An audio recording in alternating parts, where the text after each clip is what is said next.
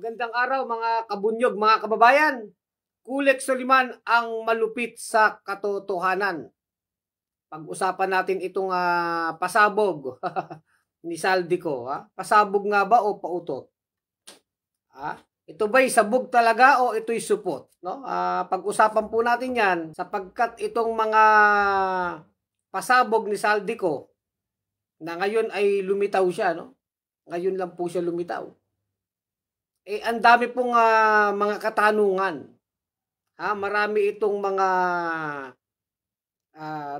marami tayong mga katanungan tungkol po dito sa mga pahayag ni Saldico dun sa kanyang video. Madami tayong tanong, yung timing, bakit ngayon ka lang? Mapapakanta tayo, no? Saldico. Napakainit po niyang issue na yan. Ngayon, yan po'y naisabay sa yung pasabog ni Saldico na yan, kung pasabog nga yan, sa Senate Blue Ribbon Committee hearing. Kaya ang daming malalaking balita na natabunan yung kay Bong Revilla, sangkot sa katiwalian, alam na natin yun. Mark Villar, yung kay Grace po, yung kay Chis Escudero, mga binulgar doon, na natakpan ito nung video ni Saldico, no? Ang sinasabi ni Saldico, may yung video niya part 1 pa lang. Part 1 So may part 2 pa, may part 3, di natin alam kung ilang episode ba 'yan, di ba? So 'yan ang mga pag-uusapan po natin. Ngayon, ang unang tanong siyempre ng tao nung pinanood natin yung video ni Saldico, siyempre ang unang tanong ng tao, totoo ba 'yan? Totoo ba yung sinasabi mo? So, paano natin ngayon yan hihimayin? Himayin natin. Una po, timing. Bakit ngayon ka lang nagsalita? Ang sinasabi ni Saldico talagang may banta sa kanyang buhay na siya ay pwedeng patayin. Di ba? Di ba, Johnny Gading, good evening, Bunyog Kulex. Yung po yun, mabigat yung statement ni Saldico. Na anytime ay pwede siyang patayin. Queen Desa, shout out. Alberto Rubiano, good evening po, Sir Kulex. Kabunyog natin from Bulacan, no? Alberto Rubiano, no? Di ba, Queen Desa? Yun ang tanong. Bakit ngayon ka lang lumitaw? Pangalawang tanong po. Bakit ayaw umuwi ni Saldico para dito niya sabihin lahat yan? Face to face, kung pwede sa Senate hearing, sa Ombudsman, sa ICI. Sabi ni Che Maria Ruth Pablo, mukhang AI may nagsasabing AI, pero mukha namang hindi AI dahil sinagot na nga po ng Malacanang yan. Yun po yung tanong ng tao. Bakit hindi umuwi si Saldico? Tayo naman kasi mga kabunyog, mga kababayan, mula umpisa, ang posisyon ng bunyog sa mga issue ng korupsyon, dyan sa flood control, sa lahat-lahat ng mga korupsyon, sa atin talaga yung lahat ng sangkot dapat managot. Lahat ng kurakot ikulong na yan. Kahit sino. Hindi naman tayo kakampi-kampi dito na Marcos, Duterte, politiko, wala tayong pakialam dyan. Pero ang sinasabi natin, dapat yun totoo. At dapat itong mga investigasyon sa flood control, sa mga korupsyon, ay hindi magagamit sa politika. Palpak ka Gutesa, kaya kay Saldico lumapit, gipit na kasi, sabi ni Pe Bautista. Diba? Ganun po yung tanong. Ngayon, sige. Bakit nga ba ayaw umuwi ni Saldico? Sabi niya, binabantaan ang kanyang buhay. Pero, ayan naman sila Diskaya. Nagsasalita naman. Ang dami naman nag-witness na. Sila Hernandez. Sila Bryce Hernandez. Sila Alcantara. At marami ding mga pinangalanang senador, congressman. Buhay pa naman lahat Saldico. Wala pa namang napapatay, di ba? So, ibig sabihin, kung talagang gusto mo ng katotohanan, At gusto mong linisin ang pangalan mo o ibulgar mo na lahat yung nalalaman mo, bakit hindi ka umuwi, Saldico? O takot lang yan makulong, sabi ni Che Pablo, Mildred Del Moro. O pwedeng takot nga siyang makulong kasi sa buong buhay nga naman niya, hayahay ang buhay niya, ang laki ng kanyang mga kontrata, di ba? Mamaya pag bibigay ko sa inyo, kung magkano po ang kontrata ni Saldico mula 2016 hanggang ngayon. Ha? Nagsisimula pa lang tayo no. Hinahanda yan para sa weekend event, para kunwari mukhang totoo. Sabi ni Johnny Gading. Yun lang nga. Yung timing. Ha? Bakit ngayon siya nagsalita? November 16. Magsisimula na yung rally po ng Iglesia ni Cristo. At sinasabi nga, kasama dyan ng JIL, yung KOJ si Nicky Buloy, at aminin natin, yung rally na yan sa November 16, 3 araw yan ay mga pro-Duterte yan. Mga pro-Duterte. Kaya tayo dito, magpakatotoo na tayo. Ha? Ang tanong talaga yan, yung timing. Aba, tiniming, ano? Ngayon, ito. Sige, hayaan mo na yung timing na yan. Sabi ni Saldico, papatayin daw siya. Ha? Ngayon ganito. Doon po tayo pumunta sa mismong sinabi ni Saldico. Himayin natin, tilarin natin. Sabi niya, inutusan siya ni Bongbong Marcos at ni Martin Romualdez na maglagay ng budget insertion, yung 100 billion na budget daw. Yan daw ay alam ni Bongbong Marcos at inutos mismo ni Bongbong. Sabi niya, what Bongbong wants, what Bongbong wants, Bongbong gets. Di ba? Ibig sabihin, sinasabi niya, in short, si Bongbong Marcos at sila Martin Romualdez ang mastermind dito. At ang mga instrumento ay siya, tsaka yun si DBM Secretary Mina Pangandaman. Diba? So, yun. Ang tanong dyan, itong mga magagaling din ng mga netizen, ang obserbasyon ng mga netizen po, ang sabi, gusto palang magnakaw ni Marcos ng 100 billion o kung magkanong nanakawin, Kasi SOP po yan hindi naman siyempre pwedeng nakawin yung buong 100 billion. SOP naman, mga 40% yan. Bakit daw papadaanin pa kay Saldico? Kumbaga, nga naman, presidente ka na, presidente si Marcos. Pwede na lang niyang ilagay yung 100 billion na yan, isingit-singit po sa NEP o dun sa tinatawag na National Expenditure Program. Yan po ay, yung NEP na yan po yung budget proposal ng Malacanang na pinapasa po yan sa Kongreso. And usually, yan po yung basihan ng Congress at ng Senate. Diyan sila naglalaro kung paano nila gagawin yung budget. Kumbaga, yan yung blueprint. Yan yung draft. Pwede naman babaguhin yan ng konti, may i-amend. So, ang sinasabi po, hindi naman kung pag nanakaw ang usapan, napakalaki ng kapangyarihan ng Pangulo para manipulahin yung budget. At hindi nga kailangan dumaan kay congressman o kay senator o kay Saldico. Dahil doon pa lang po sa tinatawag na National Expenditure Program, yung NEP na yan, yung budget proposal, na nanggagaling sa Malacanang, diyan pa lang ay pwede na yan ikarga ng presidente. O diba? Hari naman, sabi, hari-hari ang presidente, sabi ni Saldico. Yun yung tanong. Actually, yan din po yung tanong ni Shelo Magno. O yan, si Shelo Magno, alam naman natin yan. Kritiko po ni Bongbong Marcos yan, ng administration. And yet, ganyan yung mga sinasabi. So, na agad? Malaki ng question mark dun sa statement ni Saldico.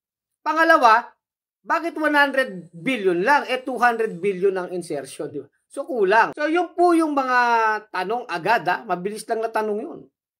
dun sa mga statement ni Saldico. Para ano naman yata ito sablay. Sablay agad, di ba? So, marami pa ang netizen nagsasabi, mukhang script para daw script ni Marcoleta, no? Oh, salamat Ma'am Nancy Enong ng 200 stars Oh. Salamat po sa pa-stars nyo. Wala bang contractor dyan na magsisend ng stars? Salamat po Ma'am Nancy Enong. Send po kayo ng stars pagka inyo pong gusto, no? Salamat Ma'am Nancy Enong. Parang fake yung video, Brad, sabi ni Leon Saxor. Mukhang hindi naman Mukhang hindi. Sinabi pumayat daw si Saldico, pumayat. Stress nga, di ba? So anyway, ang tsorya lang naman. Talagang itong si Saldico, diretsuhin natin, ay ginagamit ng mga Duterte. Kasi sabi nga ni Claire Castro, dun sa kanyang press briefing kanina, nagpahaging tanong na si Yusek Claire Castro. Sabi niya, sino bang nasa likod nito ni Saldico? Question mark. Ito ba yung mga destabilizers? Obstructionists? Ibig sabihin, yung mga obstructionists, yung mga nanggugulo sa investigasyon o mga destabilizers, yung mga nanggugulo sa gobyerno, sa administrasyon ni Marcos. Yan ba yung nasa likod niya? And tayo magpakatotoo na. Alam naman natin kung gaano ka galit ang mga Duterte kay Marcos, di ba? Sabi ni Lawrence Quintana Reyes, sabi ng aking kaibigang si Lawrence, Lawrence Quintana Reyes, sana nakakuha ako flood control project. Pumaldo sana, hindi totoo. Kasabwat kalokohan yan. Si PBBM kasabwat kalokohan yan. Sabi ni Lawrence, O pumaldo ka ba? Ha, Lawrence? Kaso hindi ka naman contractor di ba? Yun ang masakit diyan, pare no? Hindi tayo contractor no? Hindi tayo papaldo diyan. So anyway,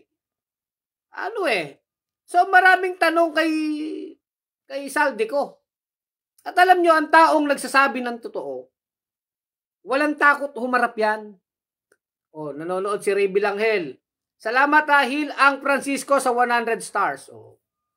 Kayo, kahit hindi kayo contractor, nakakasend kayo ng stars, Diba? Yun ang hamon. Ang taong nagsasabi ng totoo, haharap yan. Anytime, anywhere. Lalo na kung sinasabi niyang guilty siya, na siya ang talagang ginamit, instrumento, the more na kailangan niyang sabihin yan. Maganda pa nga sa Senate hearing, sa Blue Ribbon Committee. Diba? Umuwi si Saldico.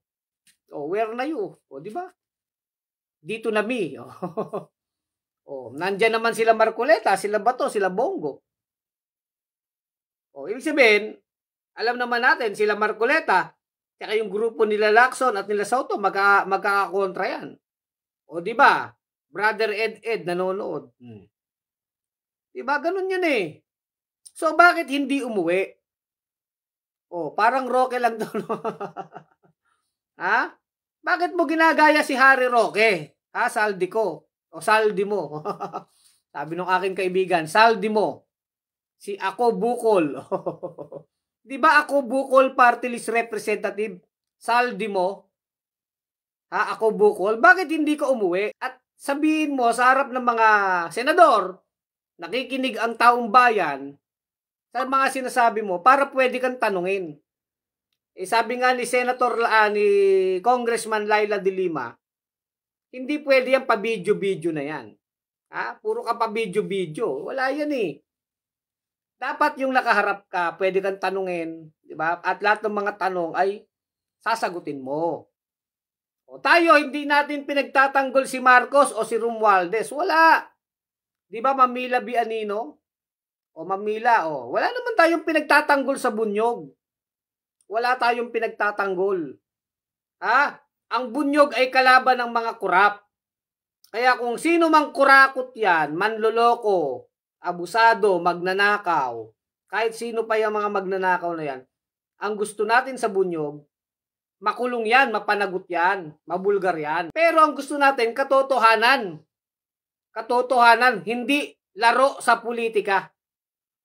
Hindi laro, hindi propaganda, hindi gamitan. Kundi ang gusto natin, katotohanan. Kasi alam nyo, ano naman si Saldico talagang hindi alam niya sa sarili niya. Alam ni Saldico po na talagang siya wala nang lusot.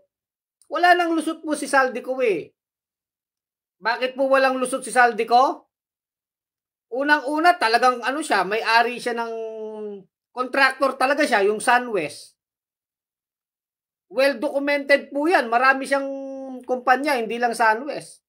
At alam nyo nakuha niyang kontrata po sa gobyerno? Buhat po noong 2016 hanggang 2025. O ito, nakaano si Saldico pumaldo, di ba? Kabunyog Empoy. O, si Lawrence kanina sabi, sana pumaldo tayo, no? Magkano ang nakuhang kontrata ng mga kumpanya ni Saldico? Ito, SunWest pa lang, SunWest. Nagkakahalaga po ng 84.6 billion. Estimate po yan. 84.6 billion. Mula 2016 hanggang 2025. Oh. The keyword is 2016.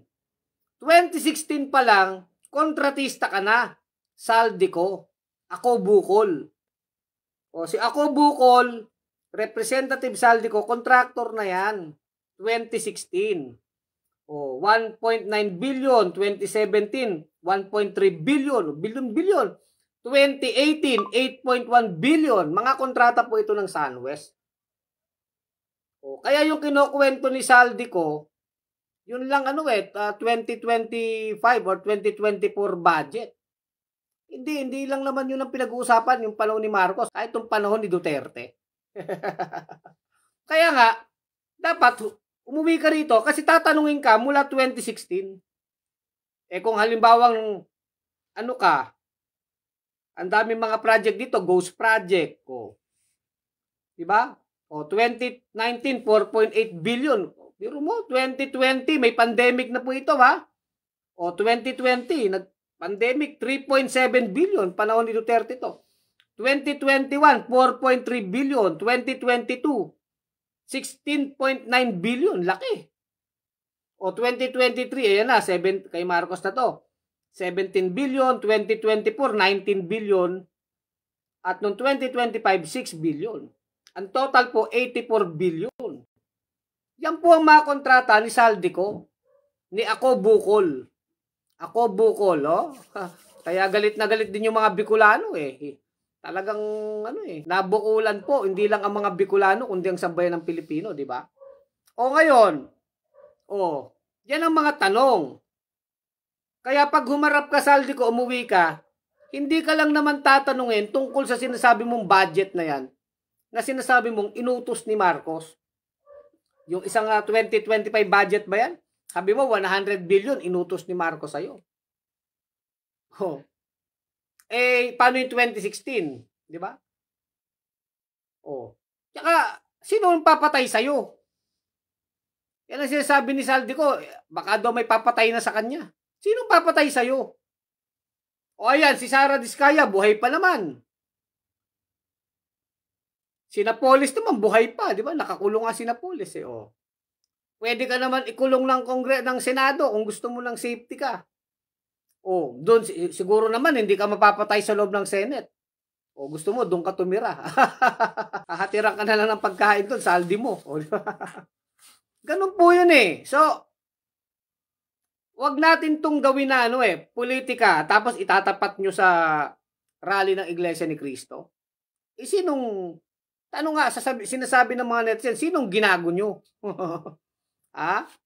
Tayo naman po. Hindi, alam nyo ang bunyog, hindi naman tayo pro-politiko Lagi natin sinasabi, we are not pro-Marcos, we are not pro-Duterte, we are not pro-politician. We are pro-truth. Sa katotohanan tayo. Kung may kinakampihan man si Kulit Suliman ang malupit sa katotohanan, at ang bunyog, ang mga kabunyog, kung tayo man ay may kinakampihan, yan ang ating bayan. Di ba? Kaya, dahil bayan ang kinakampihan natin, wala tayong sasantuhin. Pero gusto natin yung katotohanan, hindi propaganda. Hindi kwentong barbero, hindi video-video na kagaya ng ginawa ni Saldico. Na ang daming butas eh. Di ba, Concepcion Borja? Anong masasabi ninyo? Jesse Yating Capillo, bring him home. Bring him home na, di ba? Yan, tama yan. Parang si Roque, di ba? Uwi kayo ni Roque. Hindi naman pwedeng sabihin ni Saldico na pipit-pitin siya nila Lacson o nila Soto diyan sa Senado o sa Ombudsman. Bakit naman po? Pwede naman siyang kumuha ng abogado niya. Di ba? Pwedeng kumuha si Saldico ng abogado niya. Yaman-yaman niya eh. Pagdating naman sa Senado, may mga pro-Duterte naman diyan. So, ang sinasabi nga, ay sinasabi ni Yusek Claire Castro, lana talagang gipit na gipit ni si Saldico. Kasi po yung conviction niya talaga, legally speaking, ano na po yan, 100% po yan, makukulong yan.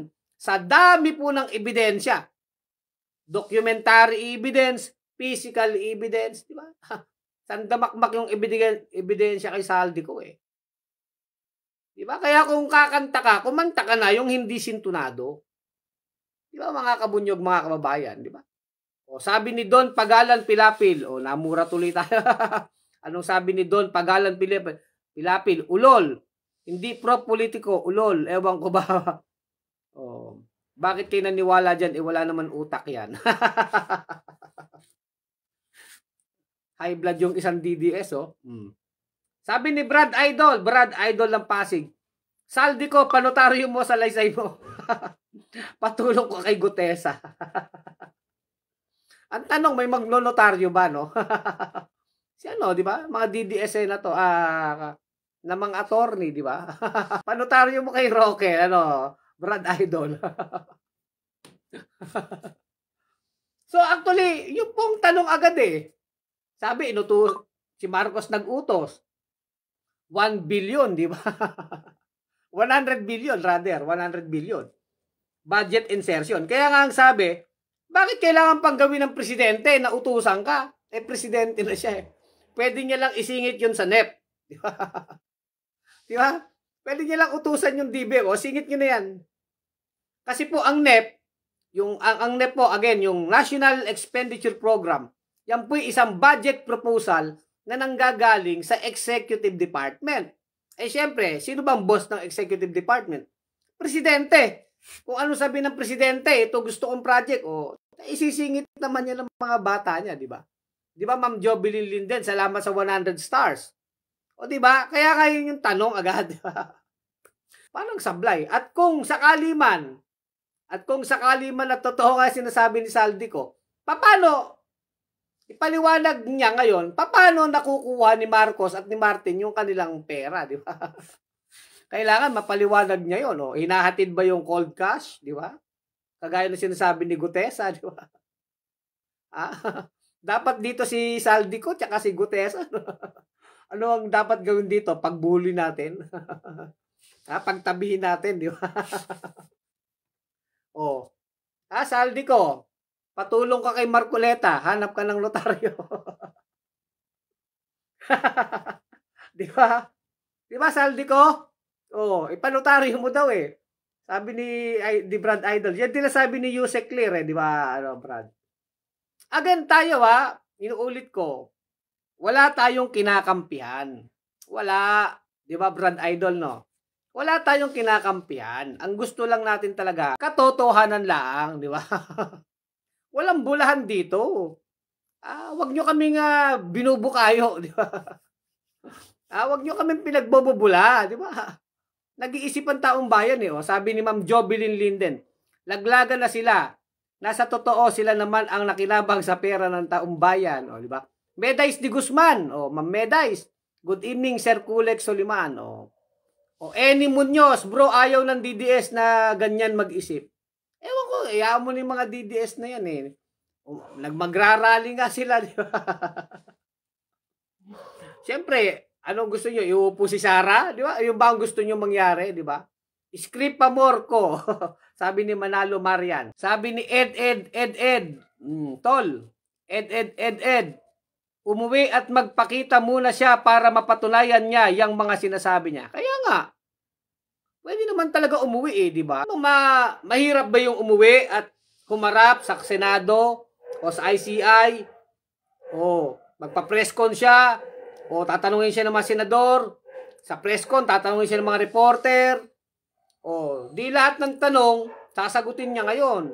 Kumbaga isasalang siya ngayon, sasalain siya. At alam nyo nga, sinasabi lagi natin, ang taong nagsasabi ng totoo, walang kinakatakutan yan. Kapag ang sinasabi mo ay katotohanan at pawang katotohanan lamang, wala kang katatakutan. Hindi mo nga kailangan magkabise. Hindi mo kailangan magkabisado o mag-script. Wala yan. Kasi ang taong nagsasabi ng totoo, galing yan sa utak at sa puso ang sinasabi. Matik yan. Walang inconsistency. Magkakamali ka man siguro, napaka-minor na lang ng mga detalye. Pero yung substantial na mga detalye, hindi ka magkakamali dyan. Kung totoo sinasabi mo, kahit sigawan ka pa, kahit takot-takutin ka pa. Kasi katotohanan yun eh. Yun yung totoo eh. O di ba Kabunyog Brenda Ortiz? O. Di ba Kabunyog Brenda? Nanonood si Kabunyog Brenda ng Abukay Bataan ha. Kamusta kayo diyan ha sa mga kabunyog sa Abukay Bataan? O, sabi niya, yan na ang huling baraha ng Dutae Ampaw. Sabi niya Inchik yata sulot o Japanese O ayun nga may nagsasabi, ito na daw ang huling baraha. O ano sa tingin niyo si Saldico kung si Saldico ay isang baraha ng DDS? Siya ba'y alas o siya isang joker? O di ba? Kung si Saldico ay ang huling alas ng mga Duterte, sino ang joker? Ano siya? Alas ba siya? O siya joker? Di ba sa baraha may joker? O di ba? O, yun po yun eh. Salita ni Saldico mapurol, walang katalas-talas. O, sabi ni Noel Agno. O, yung bang di man lang makakasugat. O, diba? Kaya nga dapat talaga harapin niya ang dapat niyang harapin sa Pilipinas, di ba? Duterte pa rin ang punot dulo, Mendoza Irene. Oo. Stray Pax, kumampi na siya at ang isip niya pag mag-success ang pinaplano nila na take over sa government, malilibre siya. Yun. Marami nagsasabi ng ganyan na Stray Pax. Ang sinasabi, dahil si Saldico ay sigurado nang magpapakulong sa administrasyon ni BBM. Kumbaga, talagang matindi yung mga ebidensya. Sabi nga ni Boying, matindi talaga. O, di pa ihahabla na siya ng ombudsman ngayon sa Sandigan Bayan. So, sigurado yung pagkakakulong niya ngayon sa dami ng ebidensya. So, alam daw yan ni Saldico. So, siya sabi, kakampi na lang kay Duterte kasi dito may pag-asa pa siya. Diba? Ganun ba yon? Yan po ang observation ng mga netizen di ba? Ako po, ang nakikita ko, mukhang ganun nga. Mukhang ganun nga. Dahil, sa totoo lang, talagang walang kawala si Saldico dito. Tignan niyo po yung mga air asset niya, yung mga chopper, jet. Isipin niyo yun. Mga dami, may mga yung Misibis Resort. Napakamahal na resort po niyan. Diyan sa Bicol. Bicol ba yung Misibis? Di ba? Ang dami niyang mga chopper, eroplano, jet. Ang tindi po ni Saldi mo. Ako, Bukol. Kaya yan Ako, Bukol, party list. Alas na ang palaya, sabi ni Maria. Di ba? Tama, kahit walang script na babasahin, baliktarin mo man ng 1,000 beses. Ganon pa rin ang sasabihin. Basta totoo. Sabi ni Lensky Nolgea. Di ba? Juber Barawid, joker daw. Salamat, Ma'am Meday Sti Guzman, sa iyong mga pa-stars, 10 stars. Di ba? Salamat sa mga nagsisend ng stars. Sino pa ba yung hindi ko na banggit sa stars? Salamat po sa mga pa-stars ninyo, Kahit hindi kayo contractor. Nakakasend kayo ng stars kay Kulex Soliman. Ang malupit sa kapugian, sa katotohanan, di ba? Ang daming pwedeng i-vlog no? Ang kapal ng balita ngayong araw na to. Si Grace po, sabit. Si Mark Villar, pinangalanan. Si Chis Escudero. Sino pa bang mga pinangalanan dito? Ang dami po ngayong araw lang na to. Tapos yung mga congressman, binasa na yung mga payola nila. Pero natakpan nito kay Saldico no? Di ba, Brenda Ortiz? Oh, Santos Lee Carrion Matuod. Wala na kayong Christmas bonus. Mga bag. Alam nyo, gusto nyo tanggalin si Marcos, di ba? Itong mga DDS, gustong tanggalin si Marcos. Oh. Sasabihin nyo, corrupt. Si Duterte ba? Pambira kayo mga DDS kayo. Nakakailang people power na ba itong mga DDS na to? No? Ha? Oh. Pero tama yan, magkalkalan sila para makulong sila lahat, sabi ni Mendoza Irene. Oh. Oh, basta tayo kung sinong may kasalanan. Jero Bensi, salamat sa 10 stars mo ha. Tagasang ka Jero Bensi. Oh, thank you ha. Oh, Maria, nagpa-stars din no. Salamat po sa 35 stars. Oh. Teka, basahin ko nga ibang comment ninyo. Oh. Jesus Tumamak Barte. Bakit natumbok ang mga DDS sa kanilang pagiging mga bulag sa katotohanan? Oh, di ba? O nga naman. Alam nyo, tingnan nyo, saldi ko na lang. Nagdidiwa ang mga saldi ko eh. Ang mga makasaldi ko ngayon, eh? Kasi mga maka-Duterte. Noong una, ganito ang nakakatawa sa mga DDS. Noong una, gusto talaga nilang ipakulong si saldi ko kasi identify nga kay Romualdez. Siyempre, hindi natin madedenay. Malapit si Saldico kay Romualdez kasi siya nga naman ang chairman ng appropriation eh. At alam nyo, ang appropriation committee sa Congress, napaka makapangyarihan po yan na posisyon. Very powerful committee po yan. Very, very powerful. Ha? Bakit? Yan ang nagdedesisyon ng pondo, ng budget, di ba? Dumadaan dyan sa appropriation committee. So, chairman si Saldico dyan. Ibig sabihin, malapit siya kay Romualdez and even sa administration. Hindi naman natin yan i-deny. In the same way, nung panahon ni Duterte, sino bang speaker? Si Alan Cayetano o sila Alvarez, si Lord Alan Velasco. Meron din silang appropriation chairman. I think si Eric Yap yata yun. Ano? So, di ba? Oh, ganun talaga yun eh. Oh. Ngayon, ang tanong dyan, si Saldico, nung identified pa kay Marcos at kay Romualdez, sabi ng mga DDS, ikulong yan si Saldico, kurap yan, lahat-lahat. Pero ngayon na nilaglag na ni Saldico si Martin at si Marcos, yung mga DDS, protect Saldi. Biglang poprotektahan na si Saldi, no? Walang nga kayong mga DDS kayo. Ibig sabihin, pag pabor sa kanila, poprotektahan nila. Hindi ganon. Kahit kayo, Marcos yan, Duterte yan, kung kaninong politiko yan, kung nagnakaw yan sa bayan, panagutin natin, yun po yung sinasabi ng bunyog. Di ba mga DDS? Hindi yung pumabor, siyempre, yun nga naman, kasiraan ni Marcos yun eh. Hindi lang kay Romualdez kay PBBM. Yung sinabi ni Saldico, talagang wasak na wasak si Marcos diyan, di ba? So gustong-gusto ng DDS 'yan, di ba? Kaya protect Saldi na sila ngayon. Kaya itong si Saldico, bagay dito, saldi mo. Kaya ang tawag natin diyan, saldi mo ng mga DDS. Saldi nyo. Saldi nyo. Di ba? Mga DDS, tawagin kong saldi nyo kasi mahal nyo na si Saldico.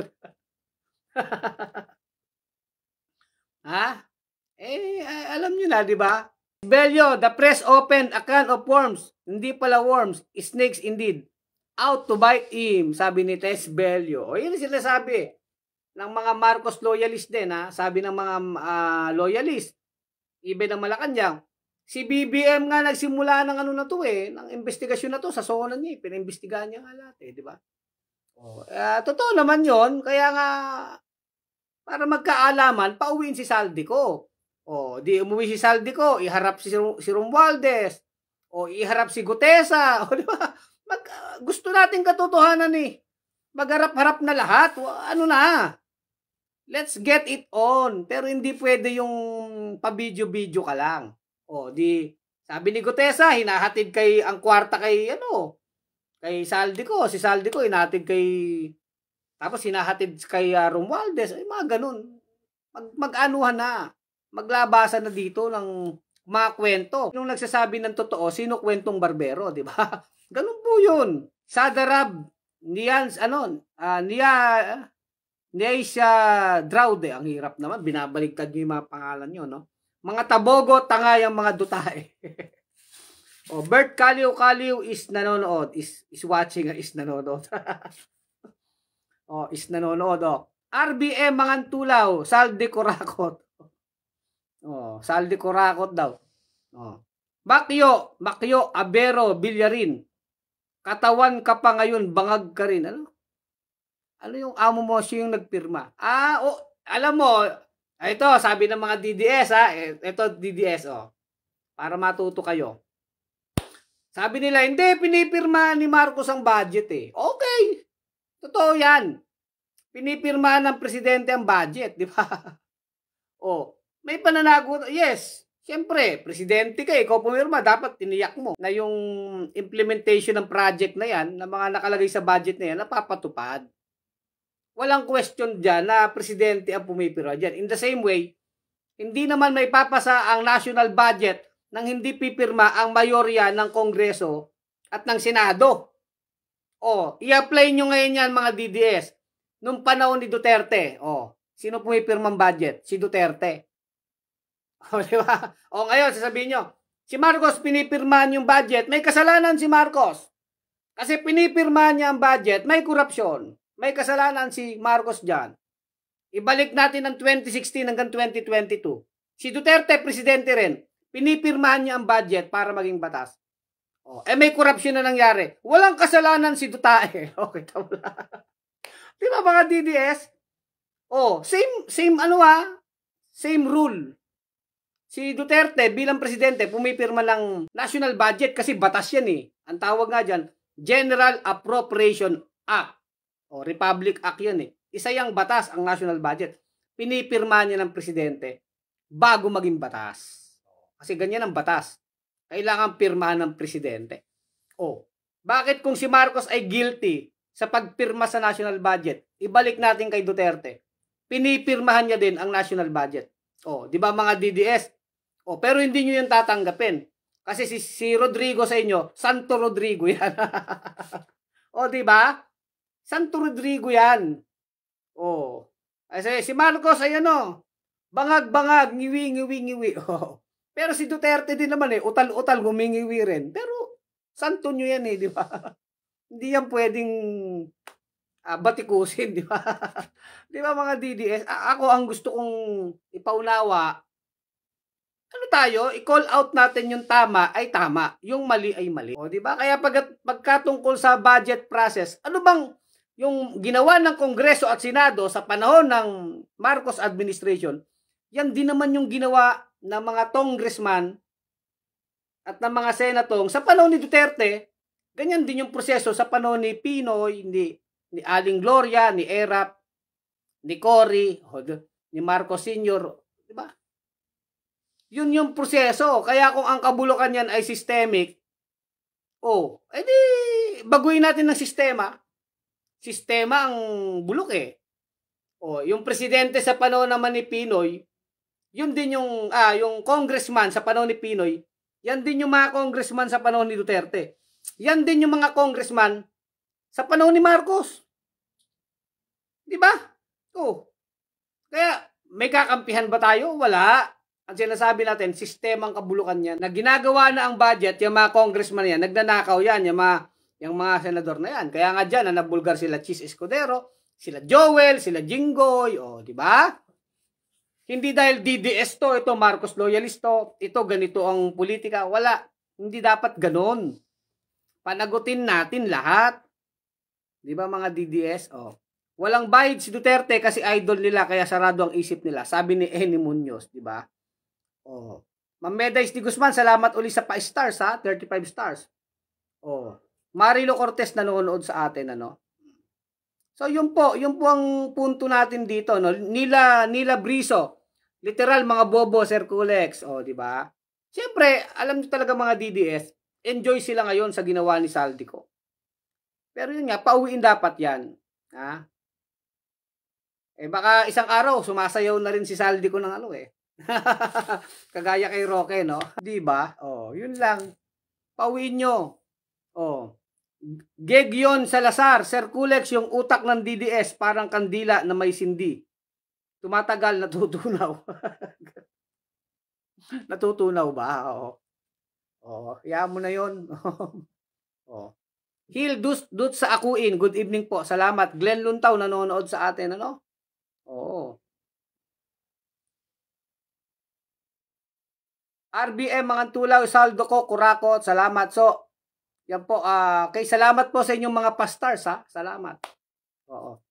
So, nagsisinungaling si Saldico kahit maging totoo ang sinasabi, mahirap pa rin paniwalaan, ganyan pag nawala ang trust sa'yo ng taong bayan. Oh, ganda ng comment nyo po, ha? Mga kabunyog dyan, Mama Lisa at Sir Danny Carino ng Saragosa, Nueva Ecija. Salamat po sa panonood. Babasahin ko ibang mga comment. Gusto ko mabasa lahat, eh. LB Honda, nanonood sa atin. Cornelio Pedereso, bangag kayo ni Marcos, ikaw adik kita. Adik? Anong adik? Itong mga DDS, wala kayong ibang comment kundi bangag, NPA. Bago, alam niyo, magbago na kayo. Malapit ng bagong taon, eh. Itong mga DDS talaga, no? Para sila sa kabaong. Anong kabaong? Oh. Okay, Ediberto, nanonood sa atin, ano? Yan. Angel Villegas, Angel Villegas. Good evening, sir. Salamat, Angel Villegas. Si Fren Cabe nanonood. Nilo Briso. Salamat po sa mga JT Soliman. Yan. Daisy Chumasera, salamat po sa pastars, ha. Ma'am Daisy Chumasera, Kabunyog. Minseko, mismo kakampi na lang mga DDS, baka pa napababa. Baka pag napababa si PBBM, absuelto siya sa lahat ng magnanakaw. Sabi ni Minsecom. Di ba? Edilberto Acevedo watching from Tandag City. Sir Edilberto Acevedo, tulungan niyo ang Bunyog mag-organize din sa Tandag City, ha. Francisco Camacho nanonood. Francisco Camacho. Azucena Cabales Aurelio, good evening watching from Bacolod City. Salamat po. Nilo Aquin, kahit anong gawin nila, hindi mapapabagsak si BBM dahil puti ang puso niya at kakampi niya ang Diyos. Sa langit at kailanman mas manaig ang liwanag sa kadiliman watching from Davao City. Salamat po sa comment, Nilo Aquin. Cristita Pilarada, kamusta ka, Sir Kulek? Salamat po. Kabunyog, Engineer Cristita Pilarada ng Bohol. Ate Floser Pina Cruz, belated happy birthday sa iyo, ha. Tita Flor, ha. Floser Pina Cruz ng Balagtas, Bulacan. Belated happy birthday po. Jovelyn Linden, dapat uwi na si Saldico at sa Senado siya magpaliwanag para paniwalaan na siya. Gina Reyes, Uniteam, sila dati ngayon, sila din nagtutuklawan, sabi ni Kaper Silapid. Jo Dilaw, mabuhay ka Kulex, very clear at tama ang stand mo. Salamat, Jo Dilaw. Saldi Impante, Juber Barawid, Kulex nanonood sa iyo palagi from Great Britain, UK. Salamat UK. Juber Barawid. So, yun lang ang posisyon ng Bunyog ni Kulex Soliman. Lahat ng sangkot dapat managot. Walang politika dito. Ha? Kahit sino, basta napatunayan, may ebidensya, nagnakaw ng abuso, nakipagsabuatan, dapat managot, ikulong. Diba? Jesse Yating Capillo, Never Again Dutae, Cesar M. Francisco, God bless you, Kulex Soliman. Yung pong posisyon natin. Hindi ito tungkol kay Marcos, kay Duterte, kung tungkol ito sa accountability pananagutan. Ang pinakamasama kasing nangyayari ngayon, ginagamit sa politika, ginagamit sa propaganda, ginagamit sa mga agawan sa kapangyarihan. Hindi po yan ang kailangan ng taong bayan. Ang kailangan ng taong bayan, malinis na gobyerno. Diba? Ang laki daw ng pinayat ni Saldi, sabi ni Glenn Luntaw. So, yun po ang kailangan ng taong bayan, malinis na gobyerno. Ang issue ng flood control at mga korupsyon ay hindi dapat gamitin sa politika. Mapa Marcos man yan, mapa Duterte man yan. Dahil sinasabi lagi natin, managot ang dapat managot. Kaya tuloy ang laban. Diba? Efren Gawat, Omar Murillo. Nakita ko nanonood si Kabunyog Omar Murillo, no? Efren Gawat, Gawat nanonood. So, pasensya na sa mga hindi ko nabati, try ko pang habulin yung mga, baka pwede ko pang basahin yung mga, alam niyo naman, hindi ako suplado, no?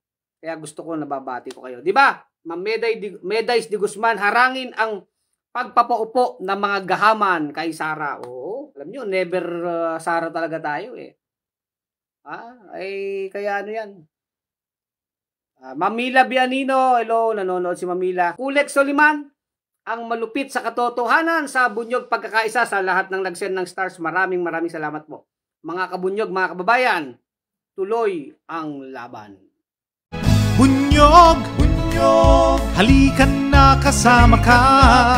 Bunyog, kapag buklod ay may pag-asa. Luzon, Visayas, Mindanao, isa ang pananaw. Sa bagong Pilipinas ang bunyog isisigaw. Bunyog.